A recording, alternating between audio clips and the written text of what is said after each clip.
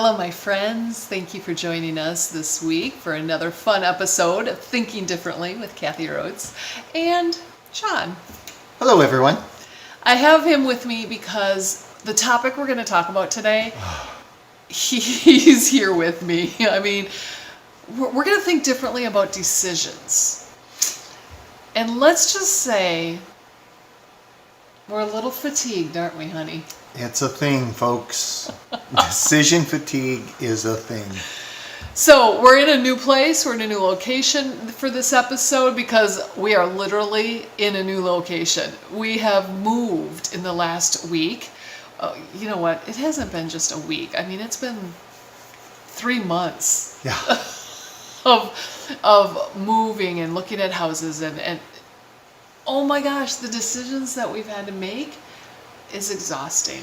Now, we are definitely blessed and we're not complaining, but during this the last thing we need to do is complain about anything.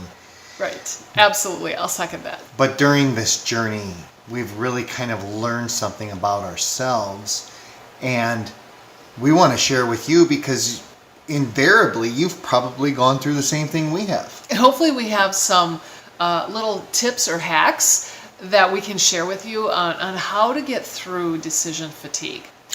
Or you might have some tips or hacks for us to get through decision fatigue. First of all, before we get going on the little tips, what is decision fatigue? How would you define it, honey?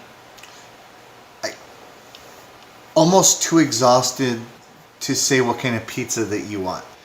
Yeah. I don't, how many times did we say this in the last week? I don't want to make any more decisions. Just whatever. Don't ask me what if I'm hungry, what do you want to eat? I don't want to make a decision.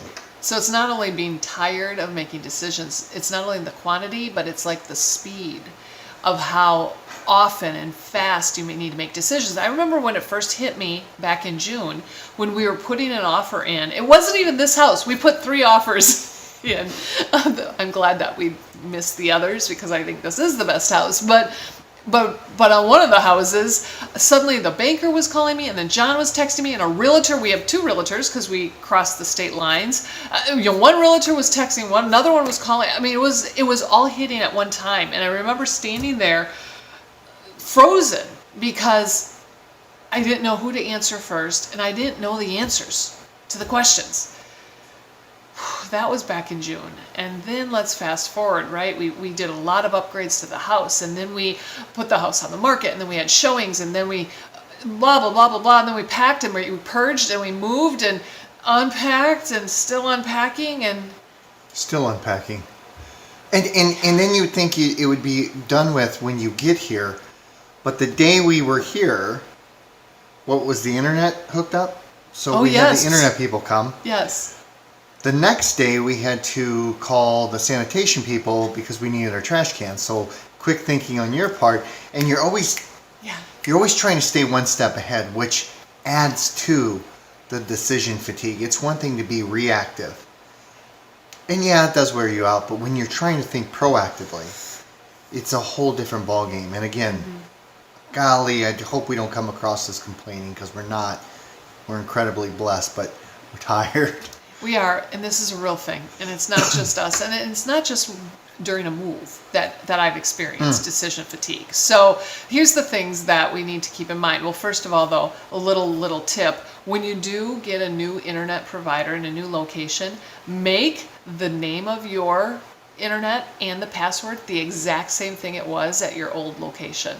Because everything connects in. My Fitbit scale connected in, my phones, my computer. I didn't have to do anything. It just knew it. So, okay, there's a little tip or trick that took away a little stress for a moment. But here's some little things that I've really come to grasp a hold of. And it's been commonly said, especially this weekend, just unpack 1 box at a time. 1 box at a time.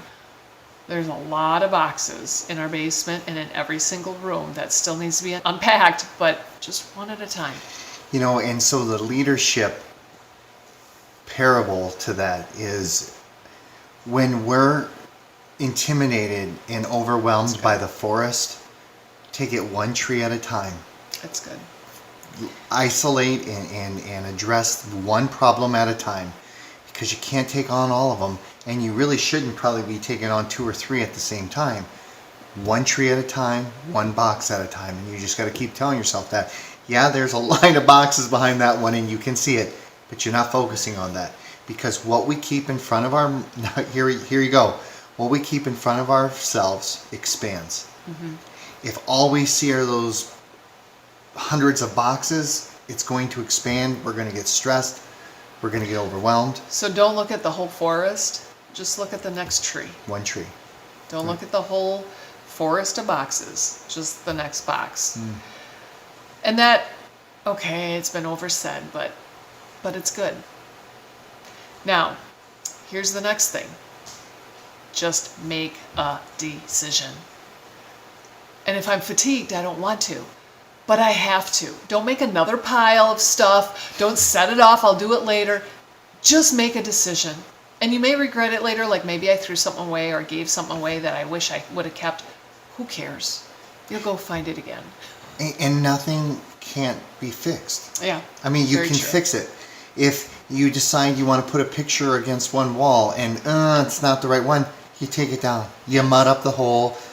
It's okay. It's not a matter of life or death. It's what you make of it. Oh, man, now we got a hole in the wall. No, you can fix it. It's Patch fine. it up, paint it. And what you don't get done today, yes, there's 100 boxes, you got tomorrow. Okay, so before we left Dubuque, we purged a lot, and it was fun, and it was liberating, and we made decisions. We're doing it again because we don't have the room for everything, including furniture and clothing. We're doing it again, so that feels like I thought I did Sounds this like a already. horror movie, The Purge Part 2. But it is. Just make the decision Yes. and move on. Okay, have you learned any little hacks or Well, tips? I didn't necessarily learn it during this move, but it replayed something I had learned in the past, and it's also the time of day. Ooh, oh. Because our brains do experience fatigue throughout the day, even the time of the day. That's so true. In Daniel Pink's book, The Art of Perfect Timing, or something like that, he talks about if you're a early bird or a third bird, okay, in between there's the night owl, but the third bird, they're the ones who usually wake up really early. They start their day early, and they usually shut down fairly early at night. About 6 to 7 hours upon waking, you hit what he calls a trough. We talk about hitting the wall, right? Wow. And that's what happens. And when we hit the wall, the very first thing that goes is our cognition, our decision-making skills. Because we're fatigued. And the first place we get fatigued, neurologists believe, is the youngest part of our brain, and that's the frontal lobe, Wow. where we process logic. This is what's occurring. This is why at the end of the day we're so worn out. It's because we're experiencing fatigue. So it's important to start the day on all cylinders. I believe, we're taught growing up that all's well that ends well. I believe that's all's well that begins well, because you're the freshest. Now, night owls, it's a whole different ballgame. Afternoons is time for you. But for 2/3 of us, it's any time before 11 o'clock, before we almost, about noon, 11 o'clock, we start to hit that trough. Do your best work, your most decision-making, impactful time in the morning when you're fresh. And it's not just during the day, it's throughout the week. So that means even Friday morning, you're not as crystal clear as you were on Sunday morning if you have like a normal weekend, right? So it's all going to be the art of perfect timing. If you've got a busy day, knock it out in the morning because you're fresh. Okay, so our trough is right around the noon hour. So then we eat lunch and fill our belly and get even sluggisher, if that's a word. This is why certain, like the Spanish, like to have little siestas in the afternoon. But that is my third tip or trick. That when you feel tired, rest. Take a rest. Like literally Sunday, everyone left our house and we went and took an hour nap. and it does help. It rejuvenates our bodies. It rejuvenates our minds. Gets us going for the next package, boxes, unpacking, whatever it is that needs to happen. That's another research that was done. If a power nap doesn't work for you, you can't train your body to take a power nap. You either have it or you don't. Like, I can knock out a power nap in 20 minutes and I feel fantastic. There's other people that just can't. You won't learn 3 that. hours. But don't confuse what we're saying, a power nap, for resting. Rest. Hydrate. Ooh, Your good. brain starts to get affected when you're 2% dehydrated. You don't even realize when you're 2% dehydrated. Water throughout the day will keep you fresh as well. I noticed that you said hydrate and not caffeinate. Oh no, Don't go crazy with the caffeine. Get the water inside, and you're right, that'll go right to our brain, which is the quickest to dehydrate. And the water actually helps your blood flow better, which is taking the oxygen to every part of your body. So hydrate. Make sure you're drinking a lot of water. I'm not a doctor, but there is research and studies that have been done conclusively that staying hydrated will also help with this decision fatigue.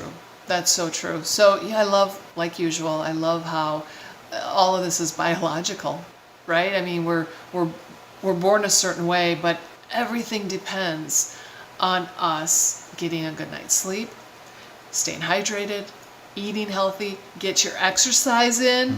For the past week during our move, I did not get my workouts in like I usually do. And I can feel it in my lower back. I can feel it in my shoulders and my neck. Stay wise with the decisions that you're making. Decisions, there it is again, right?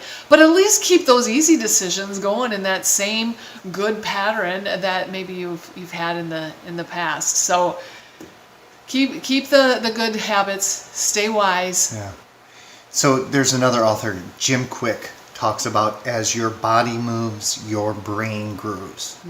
So what you were saying about exercise, find time, which leads me to my last point, and that is to take a statement off of Parks and Rec. I don't know if you guys ever watch Parks and Rec.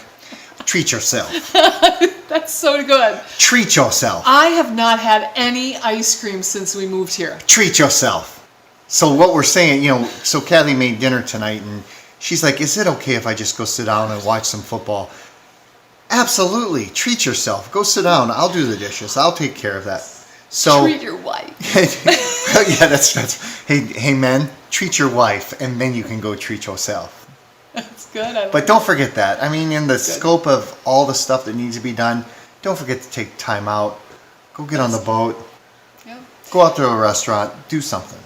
Well, as for us, we got 2 boxes in us each. We can go unpack 2 more boxes each. Treat yourself.